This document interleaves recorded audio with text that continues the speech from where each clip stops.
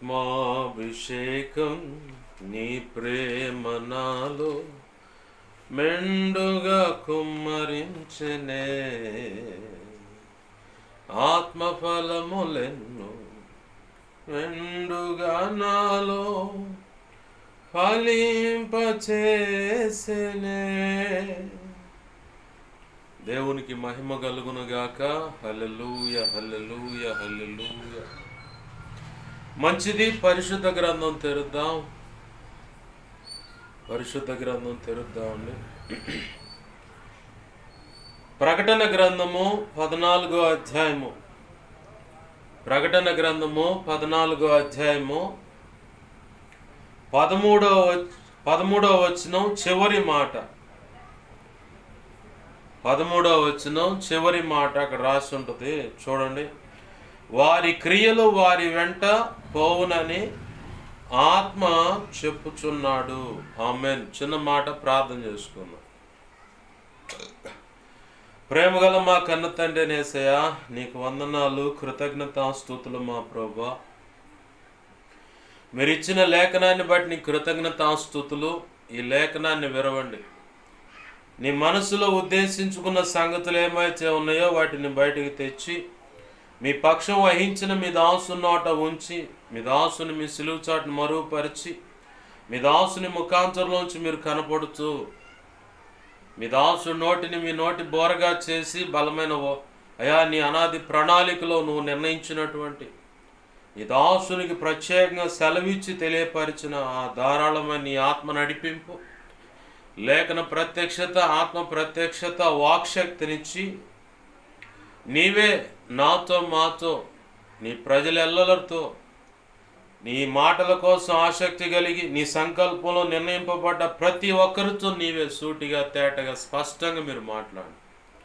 ఉపదేశాన్ని అడ్డగించాలని ప్రయత్నం చేస్తున్న దుష్టుడు, వాడి దోతలు, చీకటి అంధకార శక్తులు, ఇంచాది మరికి ఏమున్నా యేసు నామములో నీ మహాపునరుద్ధాన శక్తిని బట్టి, శిలువ రక్తాన్ని బట్టి బంధిస్తున్నారు. నా చుట్టూరు, మా చుట్టూరు, ఈ ప్రార్థనలు ఏకీపిస్తున్న ప్రతి ఒక్కరి చుట్టూరు శిలువ రక్తపు కంచె, రక్షణ కంచె, అగ్ని కంచెను వేసి నీ దేవదూతల అగ్ని వంటి రథముల సైన్య సమూహం నిత్యం కావలిగా ఉంచి నీ కనుదృష్టి, ముఖ కాంతి, తేజోమాన వెలుగు, సన్నిధి కాంతి అయా ఇదిగో తండ్రి నిత్యము ప్రకాశింపచేసి మేమున్న ఈ స్థలాన్ని శిలువ రక్తంతో కడిగి సీనాయి పర్వతంగా చేసి స్తుతి సింహాసనాసీనుడివై ఉండి బలమైన నీ సన్నిధి ప్రభావం, తేజో, మహిమ, తేజస్సు చేత నింపి యా ఇదిగో తండ్రి స్తుతి సింహాసనాసీనుడివై నువ్వు ఉండి నీలోంచి ప్రభావం నలుదిక్కులు ప్రబలిలా చేసి జకరియా గ్రంథం 2:5 ప్రకారం నీవే అగ్ని ప్రాకారమే జ్ఞాపకం చేయబడ్డ సమస్తం చుట్టూ నిలచి, యెషయా 51:16 ప్రకారం నీ చేతి నీడలో దాచిపెట్టి నీ మహిమేగా మేమున్న జ్ఞాపకం చేయబడ్డ సమస్తంపై ఆవరింపచేసి మా ఇద్దరు దిగిరాండి, మాతో ఉండండి ప్రభువా. ఉపదేశ కాంతిలో నుంచి ఉపదేశము ద్వారా నాతో మాతో మీరు మాట్లాడండి. నీ పక్షం వహించనే నేను ఎంత బలహీనం నీకు బాగా తెలుసు. నీ మీద అనుకున్నా, నీ కృప మీద ఆధారపడ్డాను. నా సమస్త అవిధేయతలు, అతిక్రమ దోషాలు, పాప దోషాలు, ఆజ్ఞాతిక్రమాలు కూడా క్షమించి నీ సిలువ రక్తంతో కడిగి పవిత్రపరచు. శుద్ధ జలముతో కడిగి సమస్త కీడు అపవిత్రతను కొట్టివి. పరిశుద్ధాత్మ అగ్నిలో నన్ను మమ్మల్ని దేవా నన్ను పుట్టమే శుద్ధ సువర్ణంగా మార్చు. పరలో శుద్ధ సువర్ణ తైలం నాపై ఇంకనూ గొప్పగా ఉంచు. ఇర్మియా 1:9, 10, 18, 19 ప్రకారం నీ కృప నాకు దయచే. హెస్కేల్ 2:1-2 ప్రకారం దేవా నీ ఆత్మతో నన్ను మమ్మల్ని నింపి మమ్మల్ని చక్కగా నిలవబెట్టి మా అందరితో నీవే సూటిగా తేటగా స్పష్టంగా మీరు మాట్లాడు. ఈ ఆత్మకార్యములు జరిగించమని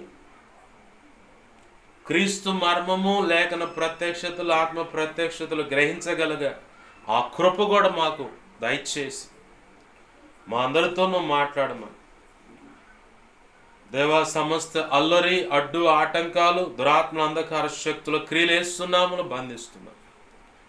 బలమైన నీ సన్నిధి ప్రభావం, నీ భయాన్ని అయా నీ భయము ఈ ప్రాంతం ఆవరించునుగాక, ప్రజలను ఆవరించునుగాక.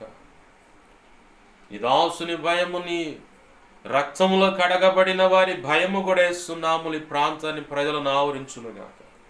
సమస్త విషయాల్లో కృపను గురించి నీ కార్యములు జరిగించి నీ చిత్తం నెరవేర్చి నువ్వు మాత్రం మహిమ పొందమని బతిమలాడుతూ యేసయ్య ఉన్నతనంత శక్తిగల నామమును అడిగి వేడుకొని ప్రార్థించి సమస్తం పొందుకొని కృతజ్ఞతాస్తుతులు చెల్లించి వాక్యాన్ని బట్టి కూడా నీ కృతజ్ఞతాస్తుతులు చెల్లించి ఉపదేశాన్ని నన్ను మమ్మల్ని చేతులకు అప్పజెప్పి నీ నామాన్ని గొప్ప చేసుకుంటున్నాం మా కన్న తండ్రి. Amen, amen, amen. మంచిది. సమకూడిన నా ఈ మాటలు వింటున్నా, ఇక ముందు వీడియో ద్వారా వింటున్న ప్రతి ఒక్కరికి కూడా ప్రభు అయిన యేసుక్రీస్తు వారి పేరట నా హృదయపూర్వకమైన వందనాలు. అందరికీ వందనాలు. చదువుకున్న లేఖన భాగం వాస్తవానికి నిన్నటి దినాన ప్రసంగం విన్న వాళ్ళకి మళ్ళీ ఆ వాక్యంలో నుంచి ఒక భాగం తీసుకున్నాడు ఏంటి అన్న ఆలోచన వస్తుంది. ఇది నా సొంత నిర్ణయం కాదు, కానీ ప్రభు సెలవిచ్చిన దాన్ని బట్టే ఆ మాట తీసుకొని నిలబడ్డాను. ఇక మాట్లాడేదంతా త్రియేక దేవుడైన యేసయ్య మాత్రమే. ఆమెన్, హల్లెలూయా. ప్రభునందు ప్రియమైన దేవుని బిడ్డలారా, గమనించండి. వారి క్రియలు వారి వెంట పోవునని ఆత్మ చెప్పుచున్నాడు. ఎవరు చెబుతున్నారు ఇక్కడ సాక్ష్యం? మన పక్కింటోళ్ళో, లేదంటే అమ్మో నానో, లేదంటే స్నేహితులు, బంధువులు, ఇరుగు పొరుగు వారు, లేదంటే ఎక్కడన్నా పని చేస్తున్నా కాడో కాదుకూడదు అనుకుంటే అటు అమ్మ తరపు ఇటు నాన్న తరపును, భర్త తరపు భార్య తరపు, వీళ్ళెవరు కాదు చెబుతుంది. ఎవరు చెబుతున్నారయ్యా అంటే వారి క్రియలు వారి వెంట వచ్చేది. ఆ మాట ఎవరు చెబుతున్నారు ఇప్పుడు? ఆత్మ. ఎవరు ఆత్మ అంటే దురాత్మ కాదు, పరిశుద్ధాత్మ చెబుతా ఉన్నాడు. దేవునికి మహిమ కలుగును గాక. హల్లెలూయా. బాగా గమనించండి. రక్షణ లేకపోయినా రక్షణ పొంది ఉన్నా మనం చేసే ప్రతి క్రియ, మనం చేసే ప్రతి పని అనేకులను మంచికి ప్రభావితం చేస్తుంది. అంటే మంచి పనులు చేసేలాగా, వాళ్ళ బ్రతుకులు కట్టబడేలాగా ప్రభావితం చేస్తుంది. అలాగే కొన్ని పనులు తప్పుడు దావకు నడిచేలాగా, వాళ్ళ జీవితాలు పతనమయ్యేలాగా, కుటుంబాలు పతనమయ్యేలాగా కూడా మన క్రియలు, మన పనులు అలాగా వాళ్ళకి నష్టం కలిగించేలాగా ఉంటాయి. ఎందుకని అంటే అనేకులు వారి ఎదుటున్న వ్యక్తులను రోల్ మోడల్గా పెట్టుకొని భౌతికమైన జీవితంలో అయినా ఆధ్యాత్మిక జీవితంలో అయినా కొంతమంది వ్యక్తులను రోల్ మోడల్ అంటే ఇతనే నాకు మాదిరి, ఏమే నాకు మాదిరి అని చెప్పని రక్షణ లేని వారు కూడా కొంతమంది వ్యక్తులను గురి పెట్టుకుంటారు. సపోజ్ మీకు ఎగ్జాంపుల్ చెప్పాలంటే ప్రధానమంత్రి గారు, లేదంటే మన ముఖ్యమంత్రి గారు, వాళ్ళు ఏ పార్టీ వాళ్ళన్నా కానీ ఆ 5 సంవత్సరాలు పరిపాలన చేసే విధానంలో వాళ్ళని ఆసక్తి కలిగి వెంబడించే వాళ్ళు ఉంటారు.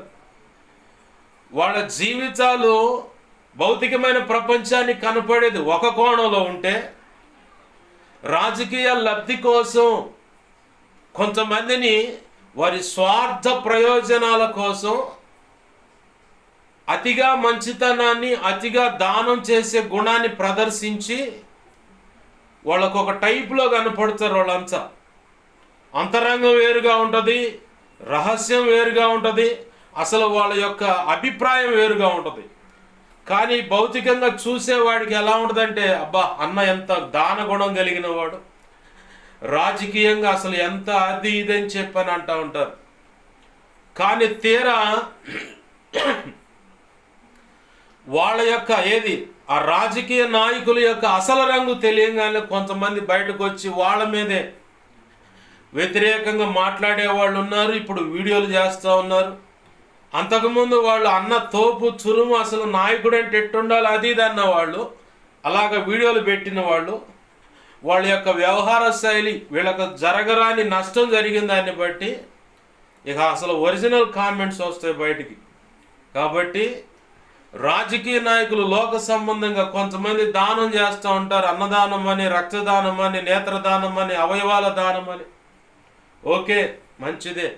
లోకమంతా నమ్మేది ఏంటంటే మనం చేసుకున్న పుణ్యమే మన వెనకాల పడి వస్తుంది అబ్బాయి అని చెప్పని. వాస్తవానికి చెప్పన, లోకం బాగా నమ్మేది ఏంటంటే తండ్రికైనా తల్లికైనా తలకూరి పెట్టిన ఆ కుమారుడు వల్లనే ఉన్నామ నరకం నుంచి బయటపడతామనే అభిప్రాయం కలిగి ఉన్న వాళ్ళు ఉన్నారు. ఇది వాస్తవికంగా భారతదేశంలో ఉన్నటువంటి హైందవ సాంప్రదాయంలో వేళ్ళూరు కోనిపోయినటువంటి ఒక సామెత. ఉన్నామ నరకం నుంచి తప్పించబడాలంటే కుమారుడు తలకూరి పెట్టాలి, ఆ కొడుకే భూస్థాపన అంటే మట్టి పూడ్చేవారం ఉంది. వాళ్ళలో సైతాను మతం అంటారు, కాల్చేవారం అనమాట. సైతాను మతం అనే వాళ్ళకి కాల్పోయే వారం ఉంటుంది. ఊరూరు, పల్లెటూరు అయితే ఊరూరు తిరిగి, ఊరు మొత్తం తిరిగి కట్టెలు గ్యాదర్ చేసి, అదొక పుణ్యం. వాడి సావుకి మనవన్న మన ఇంట్లోంచి ఒక కట్టెని ఇచ్చామని చెప్పని అదొక పుణ్యకార్యం అని చెప్పని బండి కట్టుకుని ఊరు మొత్తం తిరుగుతాడు కాటిపాప. ఆ కాటిపాప అంటున్నాను, క్షమించండి, కాపరి. ఇక ఆయన ఆ బండి మీద వెళ్తూ ఉంటే ఇక కట్టెలన్నీ వేస్తూ ఉంటారు. వాళ్ళ ఇళ్లలో ఉన్న కట్టెలు వేస్తారు. మా ఊళ్ళో చూశాను కాబట్టి చెబుతున్నా. ఆ కట్టెల మీద తీసుకొచ్చి ఆ శ్మశానంలో పేర్చి శవాన్ని తెచ్చి ఆడ పెడతారు. కొడుకే తల కొరివి పెట్టాలి. తల్లికైతేనేమో చిన్న కొడుకు అని, తండ్రికి అయితేనేమో పెద్ద కొడుకు అని, ఇట్లా రకరకాల టైటిల్ పెట్టించారు. ఏదేమన్నా కానీ కొడుకు కొరివి పెట్టాలి. ఏది? దేనికి? చితికి. ఆ చితికి శ్మశానంలో నా కాష్టాన్ని లోపల ఉన్న పరిస్థితులు అన్నీ కాయి. పున్నామ నరకం నుంచి బయటపడాలంటే ఖచ్చితంగా కుమారుడే తలకూరి పెట్టాలి, కుమారుడే మట్టి చేయాలి. బాగుంది. ఇది ఒక రకంగా ఉంటే కొంతమంది ఆయా వ్యక్తులను చూసి దానాలు చేస్తూ ఉంటారు. ఇందాక ఒకటి చూశాను, మా ఊరు పైన ఉంటుంది దొడ్లేరు అనే గ్రామం. బ్యాంక్ మేనేజర్ గారు అయ్యప్పలందరికీ సద్ది ఏర్పాటు చేశాడని న్యూస్ చూస్తూ ఉన్నాను. ఇట్లా అయ్యప్పలు కానీ ఒక్కొక్కళ్ళు ఒక్కొక్క టైపు. కొంతమంది అయితే ఇళ్ళకు పిలుచుకొని, కొంతమంది అయ్యప్పలను, లేదంటే భవానీలో, లేదంటే శివయ్య, ఇక రకరకాలు వచ్చినాయి మాలలు. ఆ మాల ధారణ చేసిన వాళ్ళందరినీ ఇంట్లో పిలిపించుకొని భజన పెట్టుకొని వాళ్ళకి ఆహారం ఏర్పాటు చేసి పంపిస్తే అదొక టైపు పుణ్యం వస్తుంది అన్న పని. ఇవన్నీ దేనికయ్యా అంటే మనం చేసుకున్నదే మన వెనకాల పడి వస్తుంది అన్నది హైందవ సాంప్రదాయంలో భారతదేశంలో ఉన్న విగ్రహారాధన చేసే ప్రతి ఒక్కరూ మొండిగా నమ్మే వ్యవహారం ఇదంతా. మొండిగా నమ్మే వ్యవహారం. అయితే నేను చెప్తాను, ప్రభు కృపను బట్టి పున్నామ నరకం నుంచి కుమారుడు తలకూరి పెట్టడం వల్ల తప్పిస్తాడన్నది కల్పితం. కానీ వాస్తవం ఏంటంటే రెండవ కీర్తనలో ఒక మాట ఉంది, కుమారుని ముద్దు పెట్టుకోండి. ఎవరిని? కుమారుని ముద్దు పెట్టుకోండి. ముద్దు పెట్టుకుంటే మీకు మేలు అంటుందా లేఖనం. చూడండి, కీర్తనలో రెండవ కీర్తన చూడండి. రెండవ కీర్తనలో ఆ మాట ఉంటుంది. 12వ వచనాన్ని 12వ వచనం చూడండి. ఆయన కోపం త్వరగా రగులుకొనును. మనకు అవసరమైన లేఖనం చూద్దాం ఇప్పుడు. కుమారుని ముద్దు పెట్టుకొనుడి, లేని ఎడల ఆయన కోపించును, అప్పుడు మీరు త్రోవ తప్పి నశించెదరు. కుమారుని ముద్దు పెట్టుకోవటం అంటే ఏంటి? ఇది చాలా చాలా కీలకమైనటువంటి విషయము. అలాగనే తొందరగా అర్థం కాని విషయం కూడా. కుమారుని ముద్దు పెట్టుకోవటం ఏంటి అంటే మళ్ళీ మనం ఇంకొక సబ్జెక్ట్ ఎత్తుక్కోవాలా. కుమారుని ముద్దు పెట్టుకోవటం అంటే యూదుల మత పెద్దల్లో ఒక ఆయన ఉన్నాడు, సీమోను అనే ఒక వ్యక్తి. అయితే ఆయన యేసు ప్రభు వారిని తన ఇంటికి విందుకు పిలిచాడు. మీకు ఇంకా స్పష్టంగా అర్థం కావాలని లేఖనంలో నుంచే ఆ సంగతి చెప్తా ఉన్నాను. ఆ విందుకు పిలిస్తే యేసు ప్రభు వారు వచ్చాడు. రాగానే ఇక అందరూ ఆర్భాటంగా, మంది మార్బలం ఉంటుంది కాబట్టి వెనకాల అందరూ హడావుడిగా ఉంటారు. ఇటు 12 మంది శిష్యుల యొక్క పరిస్థితులు ఎంత బాగుంది. అయితే ఆహ్వానించినటువంటి ఆ సీమోనును మత పెద్ద ఏం చేశాడంటే, యేసు ప్రభు వారిని అనుమానించాడు. కారణం ఏంటి? యేసయ్యను అనుమానించాల్సిన పనేముంది అంటే, ఆ జనంలో, ఆ జనమంతట్లో వాళ్ళ మధ్యలో గుండా ఒక స్త్రీ వచ్చి ఆయన పాదాలు పట్టుకొని ఏడుస్తూ ఉంది. సీమోన్ అనేటువంటి ఈ మత పెద్ద అనుకుంటున్నాడు తనలో తాను, ఈయన ప్రవక్త అంటున్నారు కదా, ప్రవక్త అయితే ఈయన పాదాల మీద పడి అంటే కన్నీళ్లు విడుస్తూ వదిలిపెట్టకుండా ఆయన బతిమలాడుతున్నా, ఈమె బ్రతుకేంటో, ఈమె పరిస్థితి ఏంటో, అసలు ఈమె ఎవరో ఈయనకు అర్థం కాలేదా ఏంటి? ఆమెను చేదరించుకోకుండా, పక్కకు నెట్టేయకుండా అంతే మౌనంగా ఉన్నాడు. ఏంటని చెప్పని తనలో తాను ఆలోచించుకుంటా ఉంటే ప్రభు అంటా ఉన్నాడు, అక్కడ ముద్దు పెట్టుకోవటం అనే విషయాన్ని చెప్తున్నా. ప్రభు అంటా ఉన్నాడు, యూదులకు ఈ ఆచారం ఉంది.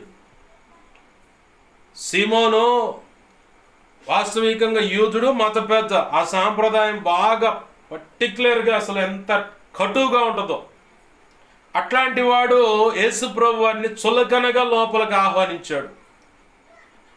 చులకనగా లోపలికి ఆహ్వానిస్తే ప్రభు అంటున్నాడు, సీమోను, మత పెద్ద అనే సీమోను అన్నమాట. ఆ సీమోనుతో అంటున్నాడు, యూదుల ఆచార ప్రకారం అని మాట ఎత్తి చూపక, నేను ఇంట్లోకి వచ్చేటప్పుడు నీవు నా చెయ్యి ముద్దు పెట్టుకొని ఆహ్వానించాలా, కానీ నువ్వు ఆ పని చేయలా. ఏమైతే మానక నా దగ్గరకు వచ్చి కాళ్ళ మీద పడిన కాళ్ళ నుంచి ముద్దు పెడతానే ఉంది, కాళ్ళకు ముద్దు పెడతా ఉంది. ఇదిగో యూదుల సాంప్రదాయ ప్రకారం కాళ్ళు కడుక్కోమని నీళ్ళు ఇవ్వాలా, కానీ నువ్వు నీళ్ళు ఇవ్వలేదు. ఆమె కన్నీళ్లతో నా పాదాలు కడుగుతుంది. అలాగనే యూదుల ఆచారం అంటే పద్ధతి అన్నమాట. ఇంటికి వచ్చిన వానికి ఆ కాళ్ళు చేతులు కడుక్కున్న తర్వాత తుడుచుకోవటానికి తుండువ అంటే కండువా ఇవ్వాలి, కానీ నువ్వు అవి ఇవ్వలేదు. ఆమె కురులతో నా పాదాలు ఆ కన్నీళ్లతో తడిచి ముద్దు పెడుతూ నా పాదాలను తుడుస్తానే ఉంది. సిగ్గుతో తలదించుకున్నాడు ఆ సీమోన్ అనే మత పెద్ద. వాస్తవమే కదా అని. అప్పుడు ప్రభు అంటున్నాడు ఆమె వైపు చూసి, అమ్మా, విస్తారంగా నువ్వు ప్రేమించితివి గనుక విస్తారమైన నీ పాపాలు కొట్టివేయబడ్డాయి, ఇక నువ్వు పాపము చేయక జాగ్రత్త బ్రతుకు అన్నాడు. ఆమెను హల్లెలూయా. ఇదే మాట, ఇదే సందర్భం ఇంకో చోట కూడా ప్రభు అంటాడు, ఈమె నా భూస్థాప నిమిత్తమే అచ్చర బుడ్డి. అచ్చర కూడా ఉంది ఇక్కడ. యూదుని ఇంటిలోకి ఆహ్వానించి ఈ తంతంత అయిపోయిన తర్వాత శ్రేష్టమైన జటామాంసికి ఏదైనా అత్తర తీసుకొని వారి యొక్క వస్త్రాలకు రాయాల, కానీ అతనేం చేయాల. ఏమైతే విలువైన అచ్చర బుడ్డిని పగలగొట్టి ఆ అచ్చర ఆయన పాదాలకు రాసింది. శిష్యులు అభ్యంతర పరిస్తే డబ్బు సంచి మీద మోజున్న ఇస్కరియోతు యోధాని ముందుకు అడిగేసి, మాయ్, ఎందుకంత విలువైన అత్తర శీసను పగలగొట్టావు? వెలకి ఎంతో కొంత కమ్మి బేదలకు పెట్టవచ్చు కంటే ప్రభు అన్నాడు, బేదలు ఎప్పుడు మీతోనే ఉంటారు, నేనైతే ఉండను. కాబట్టి నా భూస్థాప నిమిత్తమై ఈమె చేసిన ఈ మహత్తరమైన కార్యం సువార్త నిమిత్తమే ఎక్కడ ప్రకటించబడుతున్న సిలువ సువార్త, వీధి కోటాలైనా సరే ఎక్కడ ప్రకటించబడుతున్న ఈమె చేసిన ఈ కార్యము ప్రశంసింపబడుతుంది. ఆమేన్, హల్లెలూయా. ఆ మాట చెప్పాడు, అందరికీ సిగ్గొచ్చింది, సరిచేయబడ్డారు. కుమార్ని ముద్దు పెట్టుకోవటం అంటే నీ జీవితంలోకి ఆహ్వానించటం.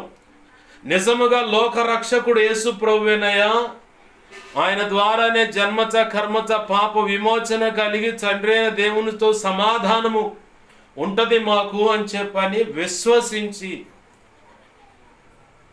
విశ్వసించి నీ హృదయం అనే ఇంటిలోకి, లేదు దేహం అనే ఇంటిలోకి, నీ గృహంలోకి నువ్వు ఆయన ఆహ్వానించటమే కుమారుని ముద్దు పెట్టుకోవటం. ఆ కుమారుడే ఈ హైందవ సాంప్రదాయంలో విశ్వసిస్తున్న ఆ పున్నామ నరకము నుంచి, పున్నామ నరకం అంటే కింద ఉంది కాచుకొని, ఈ దాన ధర్మాలను బట్టి కానీ, యజ్ఞ యాగాలను బట్టి కానీ, ఏంది అన్నదానము, గోదానము, భూదానము, ఇంకేయో దానాలను బట్టి ఆ పున్నామ నరకం నుంచి మనం తప్పించబడం. కానీ నిజమైన లోకరక్షకుడు యేసు క్రీస్తు వారు, ఆయన ద్వారానే నువ్వు ఆ నరకం నుంచి తప్పించబడి ముస్లిం జనాంగం అంటున్న ఆ జన్నత్ అయినా, ఏమి హైందవులు అంటున్నటువంటి స్వర్గమైన, క్రైస్తవ ప్రపంచం చెప్తున్న పరలోకమైన నీకు సంప్రాప్తమవుతుంది, అంటే నీకు దొరుకుద్ది.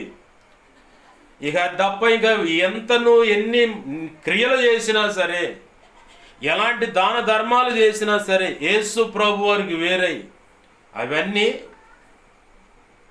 భూమి మీద పోయబడ్డ పన్నీరు అన్నమాట. భూమి మీద అంటే మట్టిలో పడ్డ పన్నీర్ అని అర్థం. ఉపయోగం లేదు కాబట్టి ఆయనే మనకు దిక్కు, తప్పదేక. ఈ మాట నచ్చని వాళ్ళు పటపట పళ్ళు కొరుకుతారు. ఇక ఏయో రకరకాల వాళ్ళ ప్రయత్నాలు ఉంటాయి. నువ్వు పళ్ళు కొరికినా, ఇంకేదైనా చేసినా, ఇక దప్ప నీకు రెండో మార్గం లేదు.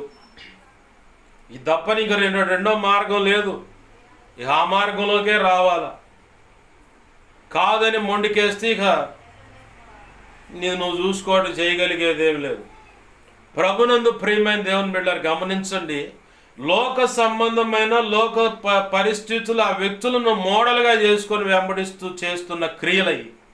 అయితే క్రీస్తు రక్తంలో కడగబడిన వారు కూడా వారు చేసేటువంటి క్రియలు వారి వెనకాల వస్తాయని చెప్పని లేఖనం సాక్ష్యం ఇస్తూ ఉంది. ఏంటి వాళ్ళు చేసే క్రియలు?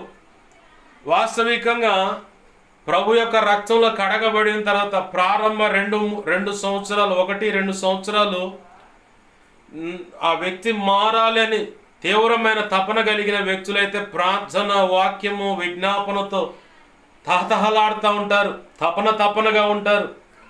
బాగుంది. అయితే మొన్న శనివారం గరూపాలు వెళ్ళినప్పుడు అక్కడ కొంతమంది ఆ పైన ఆ ఊరు గురించి మా అమ్మ చెప్తా ఉంది, అక్కడ వెనకమాల చెరువు ఉందిరా అది ఇదని.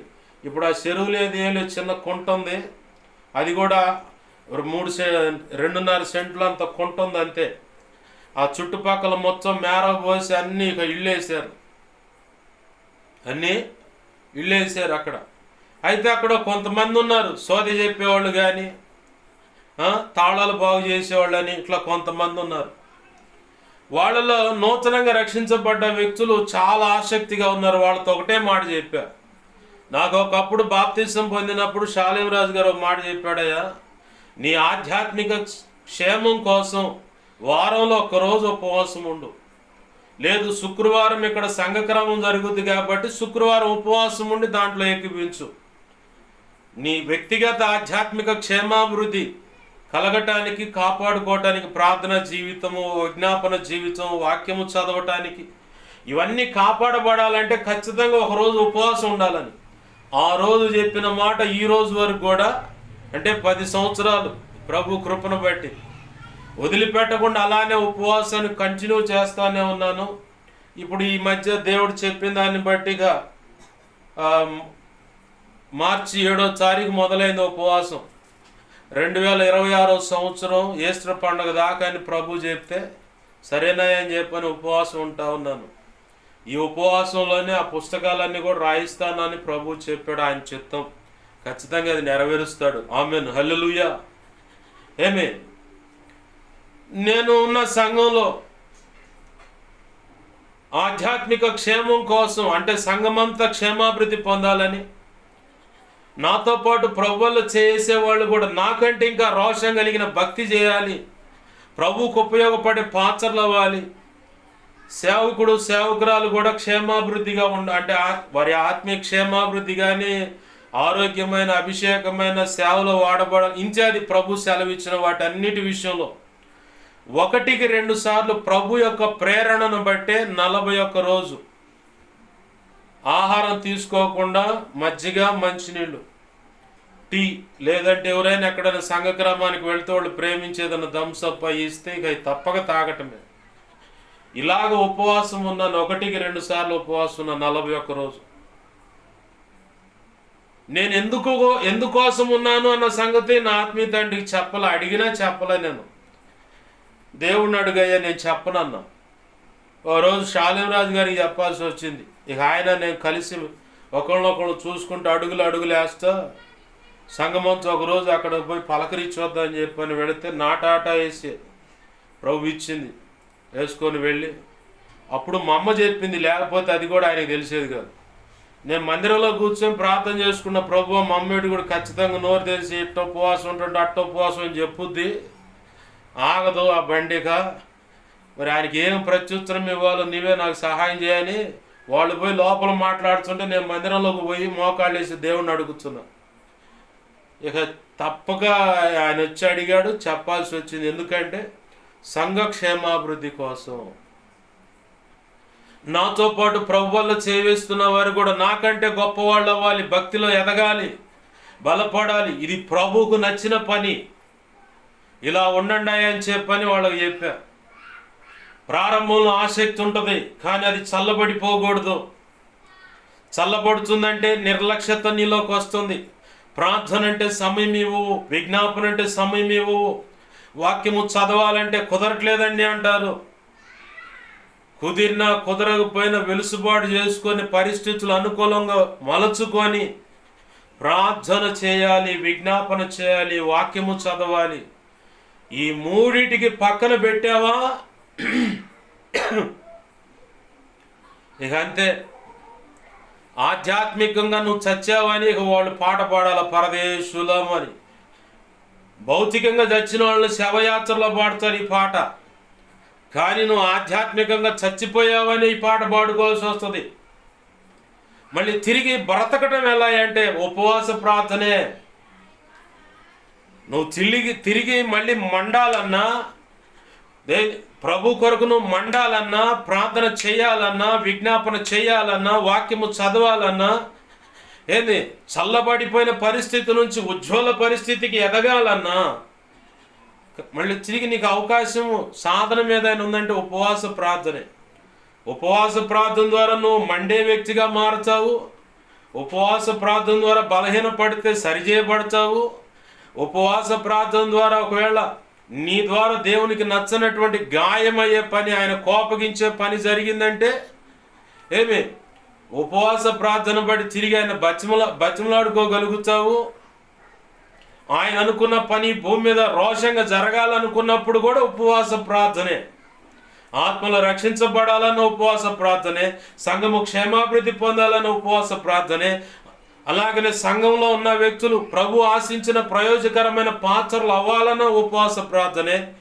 దేవుడు తన పక్షంగా కోరుకున్న దైవజనుడు నిలబడి దేవుని మాటలు అందిస్తే ఆ మాటల ద్వారా విన్న వారి బ్రతుకులో దేవుడు అనుకున్న కార్యం జరగాలన్న ఉపవాస ప్రార్థనే. ఇత్యాదికి అనేక కారణాలకి ఉపవాస ప్రార్థనే ఒక సాధనం. ఆమేన్, హల్లెలూయా. ఏందది? ఒక సాధనం. ఎందుకు ఈ మాటలు వాళ్ళకి చెప్పానంటే ప్రారంభంలో ప్రతి ఒక్కరు తపనగా ఉంటారు. కొంతమంది కుటుంబ ప్రార్థనలు మొదలు పెడతారు, కొద్దిగా దేవుడు వెలుసుబాటు కలుగు చేయగానే అంతకుముందు అవసరం ఉన్న ప్రార్థన కంటే కొంచెం డేలా పడినట్టుగా తేలికగా ప్రార్థన అయిపోతుంది.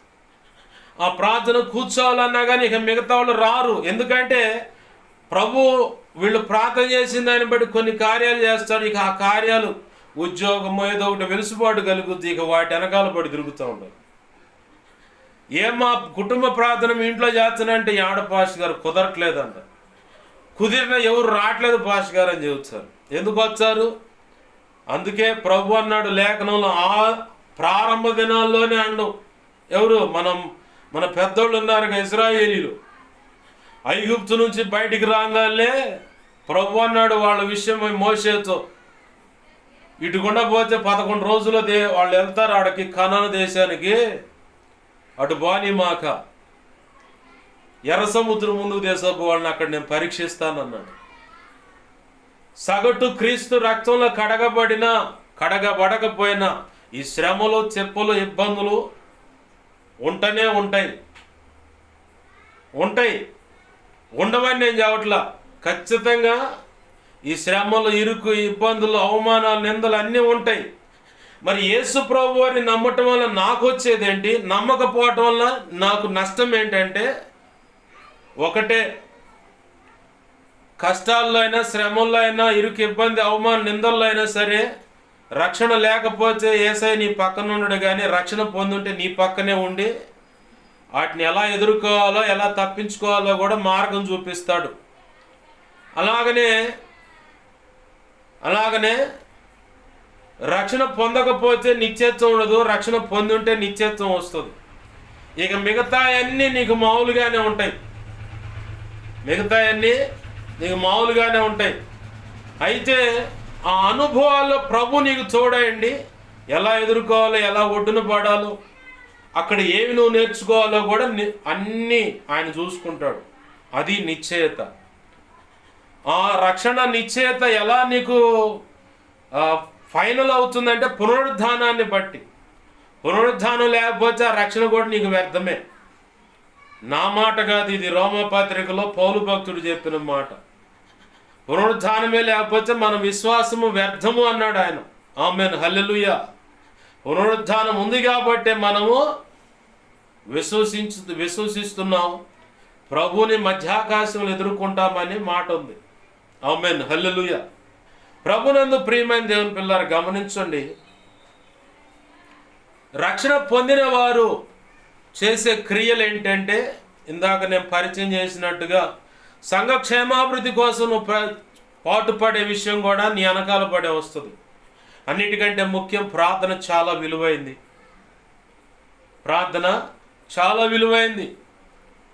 ప్రార్థన నువ్వు ప్రాణప్రదంగా దాన్ని చూసుకోవాలి.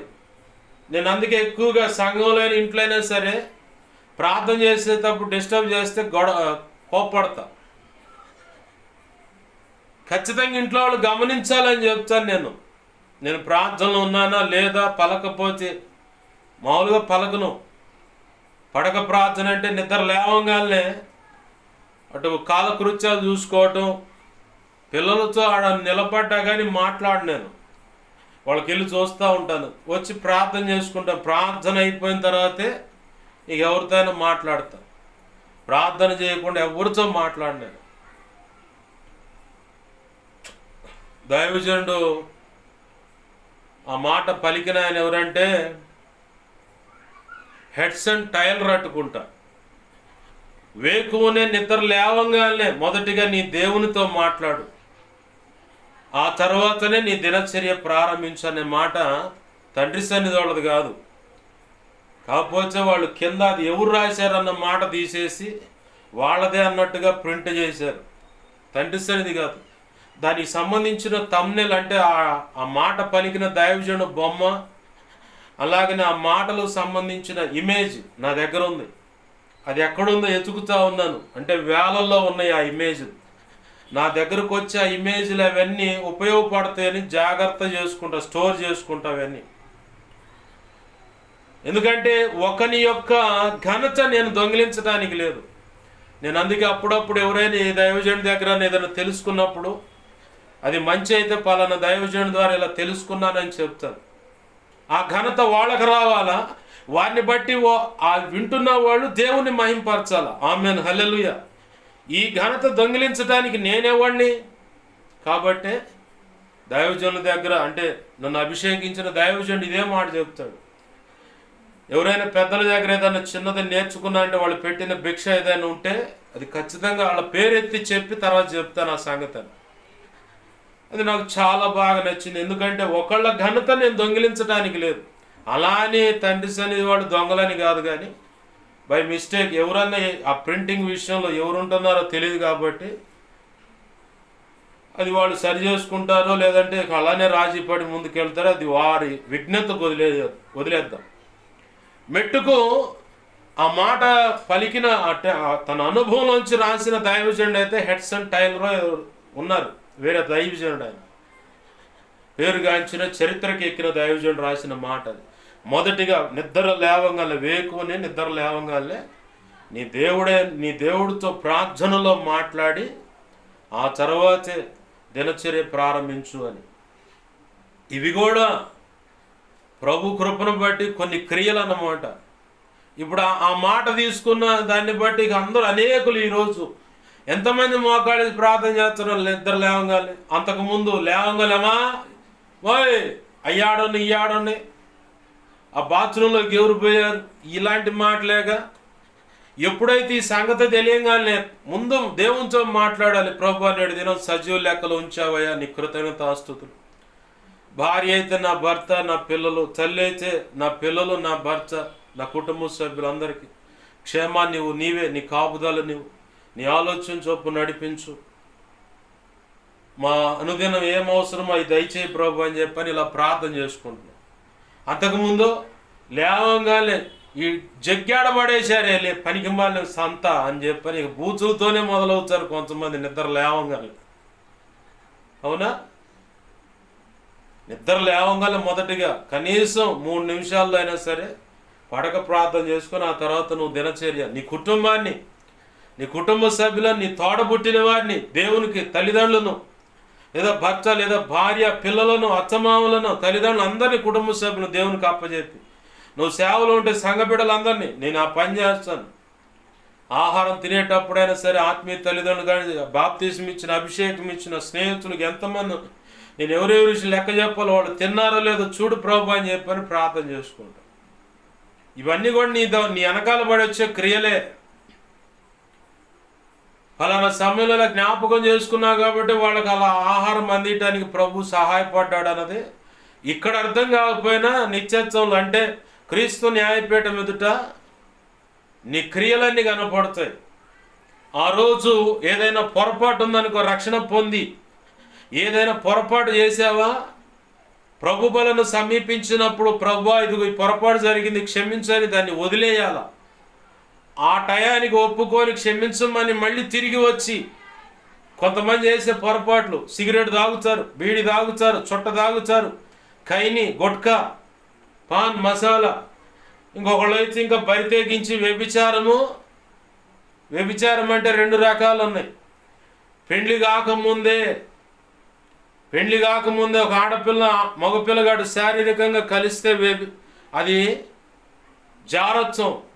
అలాగనే భర్త ఉన్నాడు పురుషుడిని ఆశిస్తే, భార్య ఉంది పరస్త్రీని ఆశిస్తే అది కూడా అది వ్యభిచారము. ఇవన్నీ పోయి ఆడుంటే అంటే నిత్య నరకంలో పడతారు.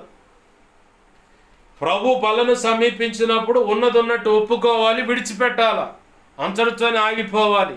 కాదని ఆటగా మారితేనే కంపెనీ రోగాలు వచ్చేది. కాదని ఆటగా మారితేనే అనేకమైన శ్రమలు, ఇరుకు, ఇబ్బందులు. ఈరోజు పగటి వేళ ద్వితీయోపదేశకాండము ఆ గ్రంథం చదువుతూ ఉంటే ప్రభు చెప్తా లేఖనాలు చూపిస్తూ ఉన్నాడు. ఏం చూపిస్తూ ఉన్నాడు చూడండి ఒకసారి, నేను చదువుతాను. ద్వితీయోపదేశకాండము 4వ అధ్యాయం అట్టుకుంటా, 4వ అధ్యాయంలోనూ అక్కడ దేవుడు చెబుతున్న మాటలు కొన్ని ఉన్నాయి. ఏంటయ్యా మాటలంటే, విగ్రహారాధన చేయకూడదు. ఎవరు ఏం చేయకూడదు? విగ్రహారాధన చేయకూడదు. విగ్రహారాధన చేసావా ఇక అంతే. ఇక దేవుడే నీకు భయంకరమైన శ్రమలకు అనుమతిస్తాడని చెప్పని ఇక్కడ లేఖనంలో సాక్ష్యం ఇస్తా ఉన్నాడు. ద్వితీయోపదేశకాండం 4వ అధ్యాయము 14 నుంచి నేను చదువుతున్నాను, గమనించండి. అప్పుడు మీరు నది దాటి స్వాధీనపరుచుకొనబో దేశంలో మీరు అనుసరింపవలసిన కట్టడలను, విధులను మీకు నేర్పవలెనని యెహోవా నాకు ఆజ్ఞాపించెను. హోరేబులో యెహోవా అగ్ని జ్వాలల మధ్య నుండి మీతో మాట్లాడిన దినమున మీరు ఏ స్వరూపమునో చూడలేదు. కావున మీరు చెడిపోయి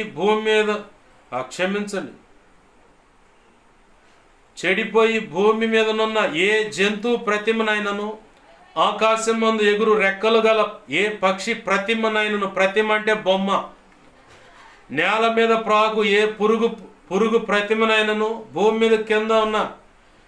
భూమి క్రిందనున్న నీళ్ల యందలి ఏ చేప ప్రతిమనైనను, ఆడు ప్రతిమ అంటే ఆడ మనిషి బొమ్మ కానీ మగ మనిషి బొమ్మ కానీ ఏ రూపంలో కలిగిన విగ్రహమును మీరు మీ కొరకు చేసుకొనకుండునట్లు, ఆకాశం వైపు కనులెత్తి సూర్య చంద్ర నక్షత్రములైన ఆకాశ సైన్యమును చూసి మరులు కొల్పబడి అంటే వాటి వైపు ఆకర్షింపబడి, నీ దేవుడైన యెహోవా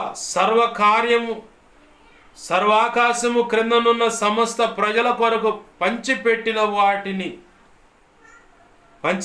వాటిని నమస్కరించి వాటిని పూజింపకుండునట్లును మీరు బహు జాగ్రత్త పడండి అంటే దారి తప్పుచారు రబ్బాయ్ అని చెప్పని ఆ మాట అర్థం. బహు జాగ్రత్త పడుడి అని ఆ మాట చెబుతా 20వ వచనంలో చెప్తున్నాడు, యెహోవా మిమ్మును చేపట్టి నేడున్నట్లు మీరు తనకు స్వకీయ జనముగా నుండటకై ఐగుప్తు దేశంలో నుండి ఆ ఇనుప కొలిమిలో నుండి మిమ్మును రప్పించెను. మరియు యెహోవా మిమ్మును బట్టి నా మీద కోపపడి అంటూ అక్కడ అంటున్నాడు,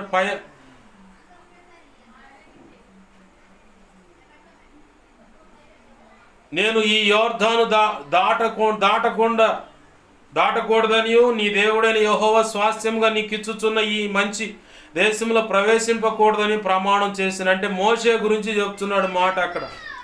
కావున నేను ఈ యోర్దాను నది దాటకుండా అంటూ 23వ వచనం చూడండి, మీ దేవుడైన యెహోవా మీకు ఏర్పరిచిన నిబంధనను మరచి నీ దేవుడైన యెహోవా నీకు ఆజ్ఞాపించినట్లు ఏ స్వరూపమును కలిగిన విగ్రహమునైనను చేసుకొనకుండునట్లు మీరు జాగ్రత్త పడవలెను. ఏలయనగా నీ దేవుడైన యెహోవా దహించు అగ్నియు రోషము గల దేవుడై ఉన్నాడు. మీరు పిల్లలను కని ఆ దేశమును బహుకాలము నివసించిన తర్వాత మిమ్మును మీరు పాడు చేసుకొని ఏ స్వరూపము కలిగిన విగ్రహమునైనను చేసి నీ దేవుడైన యెహోవాకు కోపం పుట్టించి ఆయన కన్నుల ఎదుట కీడు చేసిన ఎడల మీరు ఈ యోర్దాను నది దాటి స్వాధీనపరచుకొనబో దేశంలో ఉండకుండా త్వరలోనే బొత్తిగా నశించిపోదురని భూమి ఆకాశములను మీ మీద సాక్షులుగా ఉంచుచున్నాను. ఆ దేశమందు బహుదినములు ఉండకుండా మీరు బొత్తిగా నశించిపోదురు. మరియు యెహోవా జనములలో మిమ్మును చెదరగొట్టును. యెహోవా ఎక్కడికి మిమ్మును తోలివేయును అక్కడి జనములలో మీకు కొద్ది మందే మిగిలి ఉందురు. అంటే సంతానం కూడా తగ్గిపోతూ ఉంటుంది. అక్కడ మీరు మనుషుల చేతి పని అయిన కర్ర రాతి దేవతలను పూజించెదరు. అవి చూడవు, వినవు, చినవు, వాసన చూడవు. అయితే అక్కడ నుండి నీ దేవుడైన యెహోవాను మీరు వెదికిన ఎడల ఎలా నీ పూర్ణ హృదయముతో నీ పూర్ణ ఆత్మతోను వెదికినప్పుడు ఆయన నీకు ప్రత్యక్షమగును. అదేంటి సంగతి. రక్షణ పొందిన వాళ్ళు అంటే సున్నతి అంటే రక్షణకు సూచన. రక్షణ పొందిన వీళ్ళతో ప్రభు మళ్ళీ మాట్లాడుతున్నాడు మోషే ద్వారా. ద్వితీయోపదేశం అంటే రెండవసారి ఉపదేశిస్తా ఉన్నాడు అని అర్థం. రెండవసారి చెప్తున్నాడు. ఇంకా తర్వాత మోషే ద్వారా ఈ ప్రజలు కొన్నాళ్ళకి చూస్తుండగానే దారి తప్పారండి. చూస్తుండగానే న్యాయాధిపతుల గ్రంథం చూడండి. మొదటి అధ్యాయంలో న్యాయాధిపతుల గ్రంథం మొదటి అధ్యాయం చూసినా రెండో అధ్యాయాన్ని చూసినా మనకి ఇక్కడ కనపడుతుంది సంగతి. న్యాయాధిపతుల గ్రంథం రెండో అధ్యాయం చూద్దాం. 10వ వచనం చూడండి. ఆ తరం వారందరూ తమ పితరుల యొద్దకు చేర్చబడి అంటే ఈ బోధ విన్న వాళ్ళందరూ దేవుని దగ్గరికి వెళ్ళిపోయారు. వారి తరువాత యెహోవానైనను ఆయన ఇజ్రాయేలీల కొరకు చేసిన కార్యములను ఎరుగని తరం ఒకటి పుట్టగా. ఇక 11 నుంచి 10 నుంచి 18 వచనాలు చూస్తే ఆ కనాను దేశంలో ఉన్నటువంటి వ్యక్తులతో వీళ్ళు స్నేహం చేయటం మొదలుపెట్టారు. ఆ కనాను దేశంలోకి అడుగుపెట్టిన తర్వాత యెహోషువ ఉన్నంత కాలం బాగానే భక్తి చేశారు. కొంతమంది దైవజనుడి మీద భక్తి చేస్తారు. దైవజనుడు ఎదుట దైవజనుడు దాటిపోగానే ఇక మళ్ళీ యథా రాజా తదా ప్రజ. ఇప్పుడు అదే కనపడుతుంది ఇక్కడ మనం చదువుకున్న లేఖనంలో. యెహోషువ ఉన్నంతసేపు మేము భక్తులం అనుకుంటున్నారు. అయితే యెహోషువ ఉన్నంత కాలంలో బ్రతికున్న వాళ్ళు చేసిన పొరపాటు ఒకటి ఉంది. ద్వితీయోపదేశకాండం 6వ అధ్యాయంలో కనపడుతుంది ఆ పొరపాటు ఏంటో. 4వ వచనం నుంచి చూస్తే, ఇజ్రాయేలు వినుము, మన దేవుడైన యెహోవా అద్వితీయుడు యెహోవా అను ఆ మాట మొదలుపెట్టి 9వ వచనం దాకా వారి కడుపున పుట్టిన పిల్లలు వాళ్ళతో ఈ ఇజ్రాయేలు చెప్పాలంట, ఐగుప్తులో నుంచి మనం ఇలా వచ్చామయ్యా, అక్కడ అన్ని అద్భుతాలు చేశాడు దేవుడు, ఎర్ర సముద్రాన్ని పాయలు చేశాడు, శత్రువును ఎర్ర సముద్రంలో చంపాడు, ఆ తర్వాత కనాను యాత్రలో మేము ఇలా పరీక్షించబడ్డాం, ఇలా అనేక విషయాలు మేము తరఫీదు పొందాం, ఇలా మేలు పొందామని అన్ని విషయాలు వాళ్ళు కూర్చున్నప్పుడైనా, ఎవరు పిల్లలు ఆ తల్లిదండ్రులు కూర్చున్నప్పుడైనా, పడుకున్నప్పుడైనా, తినేటప్పుడైనా, నడిచేటప్పుడైనా ఇవి చెప్పాలన్నాడు. కానీ వీళ్ళు చెప్పలేదు. కాబట్టే వారి తర్వాత యెహోవానైనను ఆయన ఇజ్రాయేలులకు కొరకు చేసిన కార్యములైన ఎరుగని తరము. క్రీస్తు రక్తంలో కడగబడిన తర్వాత ఈరోజు చాలామంది అన్య సమాజం నుంచి రక్షించబడ్డవారు తలబట్టుకుంటున్నారు.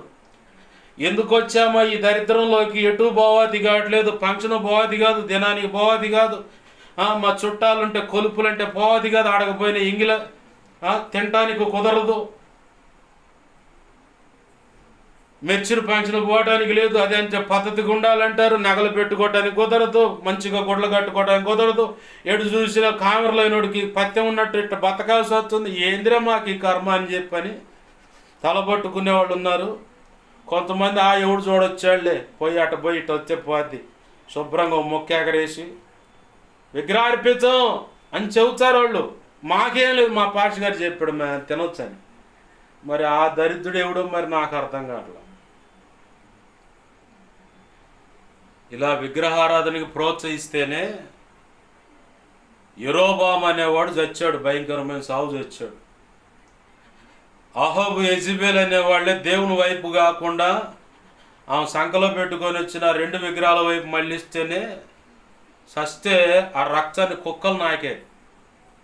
వాళ్ళతో బాల 70 మంది పిల్లలను కూడా యెహూ అనేవాడు 2 రాజుల గ్రంథం 10వ అధ్యాయంలో ఉంటుంది ఈ మాట. వేరొకళ్ళ దగ్గర పెంచుతుండి అహాబు యెజెబెల్ ఎప్పటికైనా మాకు ఉందరా మూడిందని, ఫలానా చోట ఉన్నారని దేవుని చేత ప్రేరేపించబడి యెహూ వెళ్ళిపోయి నా పక్షంగా ఉండేవాళ్ళు ఎవరో అహాబు యెజెబెల్ యొక్క కుమారులు 70 మంది ఉన్నారు, వాళ్ళ మొత్తం తలలు తెగనరికి గంపల్లో పెట్టుకొని తేండి అన్నాడు. ఈ యెహూ అనేవాడు దుర్మార్గుడు రా, మొత్తాన్ని చంపుతుడు అని చెప్పనే. ఒక్కొచ్చప్పుడు మనం మాట వినకపోతే దుర్మార్గుల చేతికే దేవుడు అప్పచెబుతాడు. న్యాయాధిపతుల గ్రంథం 1-2 అధ్యాయాలు గమనిస్తే అదే కనపడుతుంది. బహుశ్రమలకు అప్పచెప్పాడంట. సేవకుడు అయినా సరే విగ్రహారాధన వైపు, దేవుని రక్తంలో కడగబడిన ప్రజలను ప్రోత్సహించావా, నీ నోరు తెరిచి ఒక సలహా ఇచ్చావా, కథం, నీకు సేవ ఉండదు, నిత్యత్వం ఉండదు, ఇక నువ్వు పతనం అయిపోతా ఉంటావు. నువ్వు బ్రతికినంతకాలం ఎలా వస్తుందో నీకు చావు, నీ కుటుంబం ఎలా పతనం అయిపోతే ఎవ్వడికి తెలియదు, సడన్గా వచ్చి పడుతుంది అది. నీ దగ్గర ఉన్న వాళ్ళు రోషంగా దేవుని కొరకు బ్రతకాలనుకున్న వాళ్ళు దైవ చిత్తంలో నిర్ణయించబడిన ఆనాడు సౌలు దగ్గర ఉన్న ఇజ్రాయేల్ కాస్త దావీదు వైపు మళ్ళించినట్టుగా అలా మళ్ళించి వాళ్ళ పంచలు చేరుస్తాడు, వాళ్ళని కాపాడుకుంటాడు. నిన్ను మాత్రం చంపేస్తాడు దేవుడు, ఖచ్చితంగా చంపుతాడు, బ్రతకనివ్వడు. ఎందుకంటే తన స్వరక్తం ఇచ్చి సంపాదించుకున్న సంఘం అది. నిన్ను సిలువేలా, మీ అమ్మనో మీ నాయనో సిలువేలా వాళ్ళ రక్తాన్ని చిందించి అక్కడ వాళ్ళని రక్షించుకోవాలా. దేన్నైనా క్షమిస్తాడు కానీ దేవుడు విగ్రహారాధనను క్షమించడు. అది బాగా గుర్తుపెట్టుకోవాలి. ఆ విగ్రహారాధన పుణ్యమే. ప్రభు అంటున్నాడు ఇక్కడే న్యాయాధిపతుల గ్రంథం 2వ అధ్యాయంలో, వారు విగ్రహాలను ముద్దు పెట్టుకొని, అదే పెదాలతో కాని ముద్దు పెట్టిరి అని చెప్పని ఉంది కదా. ఆ ముద్దు ఏంటంటే మొదటిగా విగ్రహారాధన ముద్దు పెట్టుకోవటం అంటే హత్తుకోవటం, వాటిని ఆచరించటం, వాటి ఎదుట మొక్కటం, కొలుపులని, మొక్కుబళ్ళని, బలులని, తల నీలాలని, రకరకాల వ్యవహారాలు పెడతారు. ఇక అదే ముద్దు పెట్టుకోవటం అంటే అదే. వ్యభిచరించటం అంటే అదే. కొంతమంది ఇష్టమైన ఆడపిల్లతో ఇష్టమైన మగపిల్లగాడు ముద్దులని చెప్పని ఇలా వెళ్తూ ఉంటారు. కొంతమంది కాని ముద్దులని. ప్రభునందు ప్రియమైన దేవుని పిల్లలు గమనించండి. కొంతమంది ఫీలింగ్ ఇలా ఉంది, అయ్యో లేనిపోయిన దరిద్రంలోకి వచ్చాం మేమని. అసలు వాళ్ళు మర్చిపోతుంది ఏంటంటే ఒకప్పుడు ఉన్నదే.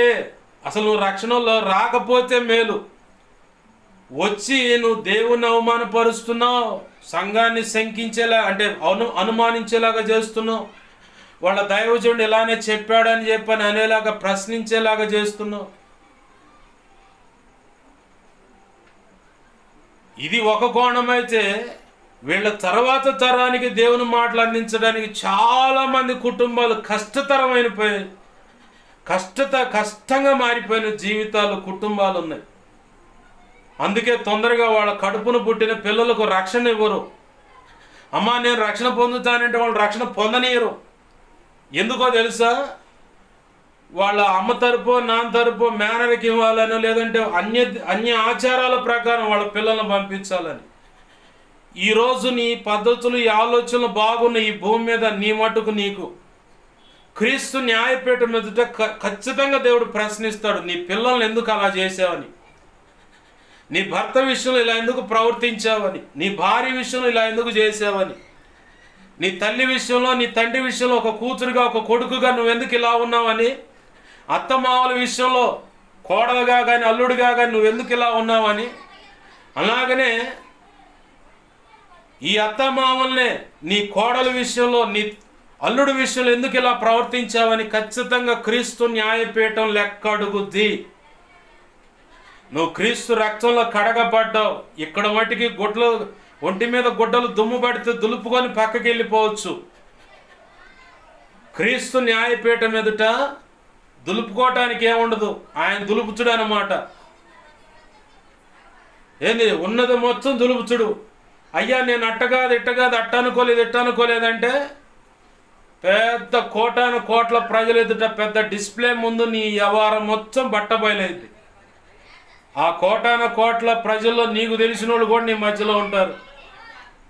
ఓయమ్మో ఇలాంటి వాళ్ళ వీళ్ళు ఇట్టయ్యారా అదేయారా అని చెప్పి ఆనాడు సిగ్గుతో తలదించుకునే కంటే రహస్యం మందు దేవుని పాదాలు పట్టుకొని పొరపాటైంది ప్రభు, క్షమించు ప్రభు అని చెప్పని ఆయన పాదాలు పట్టుకొని ఉపవసించైనా నువ్వు చేసిన పొరపాటు, ఆజ్ఞ అతిక్రమం, ఆ పాపం అనేది ఎంత ఘోరమో నీకు బాగా తెలుసు.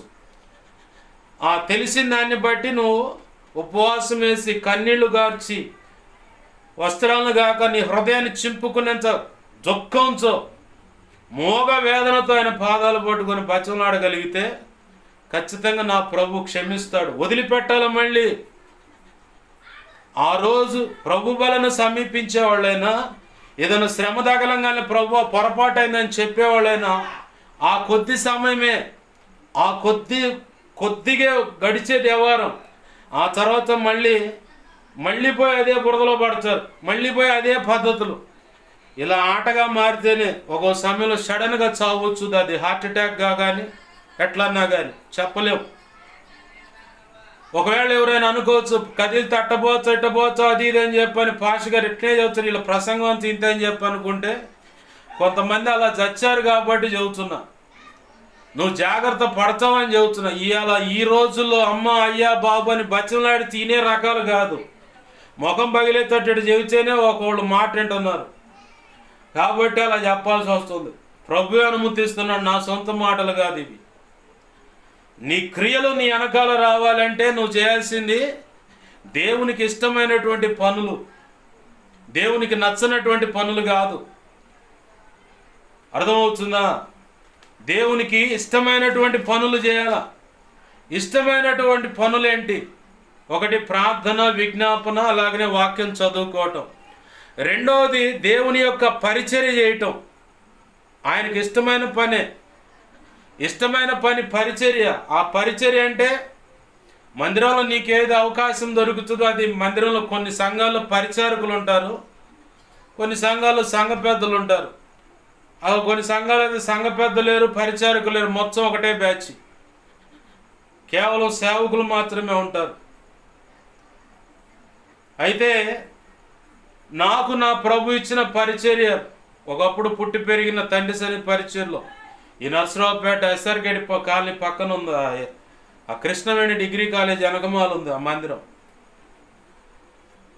అక్కడున్నప్పుడు కాదు, ఇక్కడున్నప్పుడే నేను పరిచారకుడిగా మొదలయ్యాను. ఈ కాలనీలో ఉన్నప్పుడే ప్రభు చిత్తంలో నా చేతికి వచ్చిన ప్రతి పరిచర్య చేయడానికి ముందుకు అడిగేశాను. అన్ని పరిచర్లు, ఏమేమి పరిచర్లు చేయించాలనుకున్నాడో ప్రభు నా చేత అన్ని పరిచర్లు చేశాను. నీకు ఏది ఇచ్చాడో ప్రభు దాన్ని బట్టి ఆ పరిచర్య విషయంలో ముందుకు అడిగేసి ఆ పరిచర్య చెయ్యి. అలాగనే ఒకవేళ సువార్త చెప్పమని దేవుడు చెప్పాడో ప్రయత్నం చేయి. అలాగనే దేవుడు ఒకవేళ నీకు సేవ విషయంలో ఏదన్నా విషయంలో దేవుడు ఆర్థికంగా సహాయపడమని ఇలా సహాయపడమని నీ హృదయాన్ని ప్రేరేపించాడా, దేవునికి సహాయపడు. అంటే నీకు అవసరం కాబట్టి ఈరోజు ఈ ప్రసంగం చేస్తున్నావు అనుకుంటే నీ అంత ఆధ్యాత్మిక దరిద్రులు ఇంకొకళ్ళు లేరు అంట. నేనైతే నా కోసం నేను ఎప్పుడు ప్రసంగం చేయలేదు, నా అవసరానికి ఎప్పుడు ప్రసంగం చేయలేదు. సంఘానికైనా మీకైనా నేను ఒకటే చెప్తా, దేవుడే దీనికి సాక్షి. మీ ధర్మాన్ని మీరు నెరవేర్చండి. ఆదివారం ఆరాధనకు వచ్చినప్పుడు హృదయపూర్వకమైన కానుక, స్వేచ్ఛార్పణలు, మీటింగ్స్ అన్నప్పుడు ఇలాంటి జరిగినప్పుడు నీకు ప్రేరేపిస్తే దేవుడు నీ దగ్గర ఉంటే అప్పు చేయొద్దు. మందిర స్థలానికి ఇంకే విషయంలో అయినా అప్పు చేసి కానుక తేవద్దు. నీ కాడ ఉన్న దాంట్లో నుంచి నీవు ఇవ్వాలనుకున్నది ఇవ్వు.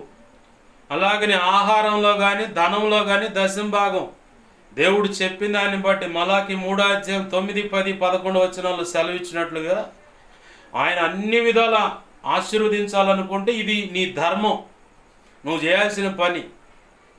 ఒకవేళ నువ్వు మర్చిపోయా, నువ్వు చేయలేదనుకో, ప్రభు తన దాసుని ఇంకో దిక్కు నుంచైనా పోషిస్తాడు, కావలసిన అవసరతలకు అన్ని సహాయం అందిస్తాడు.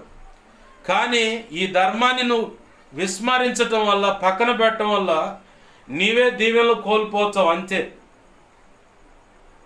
నీ ఆ దశమ భాగం విషయంలో నువ్వు తీయని పరిస్థితి అయితే చిల్లు వేసిన సంచిలో పడ్డట్టు ఇక నీకు అనేక రకాల ఖర్చులు కనపడతాయి. నేను వ్యక్తిగతంగా రుచి చూసి చెబుతున్న మాట ఇది. నేను దశమ భాగం తీయనప్పుడు చిల్లు వేసిన సంచిలో పడ్డట్టు ఇక వచ్చిన సంపాదన అంతా ఆ రీతులుగా ఖర్చు అయిపోయిన పరిస్థితులు, చేతులు చిల్లిగా మిగిలేదు కాదు. ఎప్పుడైతే దేవుడు చెప్పిన ఆజ్ఞకు అనుగుణంగా దశమ భాగంలో ఆ దశమ భాగం తీయటం అనేది మొదలుపెట్టానో అప్పుడు దేవుడు తన కృపను బట్టి ఇవ్వాల్సిన రీతిగా నాకు ఇవ్వటం మొదలుపెట్టాడు. మిగలాల్సింది కూడా మిగిలేలా చేశాడు.